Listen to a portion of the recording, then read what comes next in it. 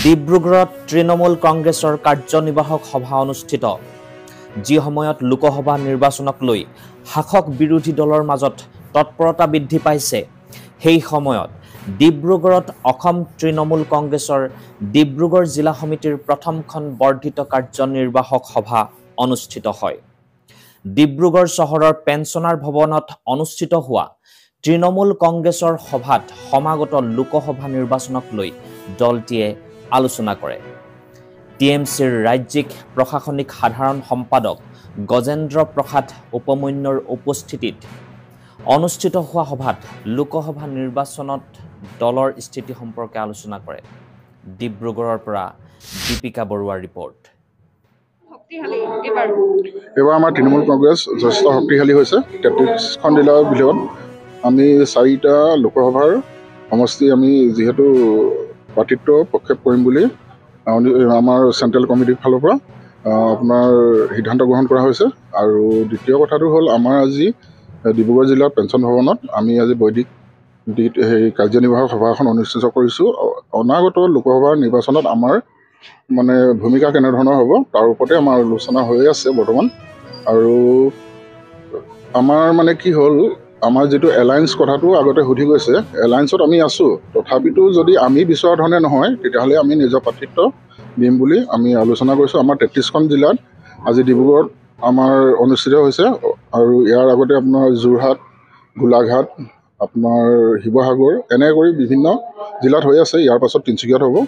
আৰু আমি আমাৰ দলৰ ফালৰ পৰা আমাৰ ভূমিকা আপুনি কেনেধৰণৰ হ'ব বুলি কৈছে, আমাৰ একদম সক্ৰিয়ভাৱে হ'ব। আৰু যদি এলায়েন্সতো থাকিব লগা হয় তেতিয়াও আমাৰ যি 4টা সমষ্টি আমি সেই 4টা সমষ্টি আমি বিচাৰিম এলায়েন্সৰ লগত। আপোনাৰ আছে হাইলাকান্দি, আপোনাৰ শিলচৰ, তাৰপিছত আপোনাৰ লখিমপুৰ বিচৰা হৈছে আৰু এটা আমাৰ বৰ্তমান মানে আমি ভাবি আছোঁ, সেইটো এতিয়ালৈকে থিৰাং কৰা লখিমপুৰতো আছে। হয়, লখিমপুৰতো আছে। মানে 4টাত প্ৰাৰ্থিত্ব প্ৰক্ষেপ কৰা হ'ব এবাৰ। এতিয়ালৈকে তেখেতে ক'ৰ পৰা কৰিব সেইটো এতিয়ালৈকে মানে আনুষ্ঠানিকভাৱে ঘোষণা কৰা হোৱা নাই। পৰ্যায়ক্ৰমে আমাৰ আৰু অনাগত দিনত আপোনালোকে মিডিয়া যোগেদিয়ে হওক বা আপুনি বিভিন্ন মাধ্যম দিয়ে হ'লেও আপোনালোকে গম পাব ক'ত ক'ত কোন প্ৰাৰ্থিত্ব কৰিব। আজিৰ উদ্দেশ্যটো আছিলে আমাৰ কাৰ্যনিৰ্বাহক সভা, বৈদিক কাৰ্যনিৰ্বাহক সভা। আৰু আপোনাৰ মাইনৰিটিৰ আপোনাৰ চেয়াৰমেন, তেখেত নতুনকৈ তৃণমূলত জইন কৰিছে, তেখেতৰ নাম সাজিদ হালিম।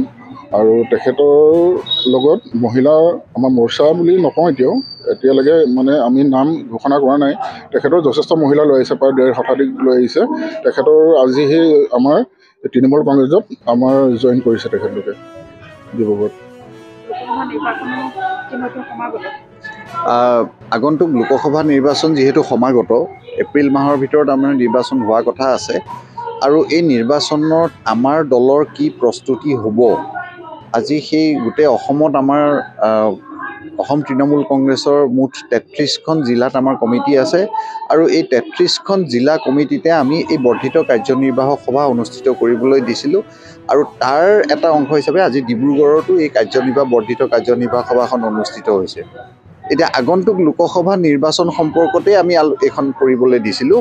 আৰু তাত আমাৰ দলৰ স্থিতি কি হ'ব, আমাৰ জিলাখনত আমাৰ দলীয় স্থিতিটো কি হ'ব, সেই বিষয়ে আলোচনা কৰি সেইটো আমি চেণ্ট্ৰেললৈ পঠাম। আৰু তেতিয়া তাৰ পৰা তেওঁলোকে ডিচাইড কৰিব যে সেইটোৰ বিষয়ে তেওঁলোকে কি কৰিব।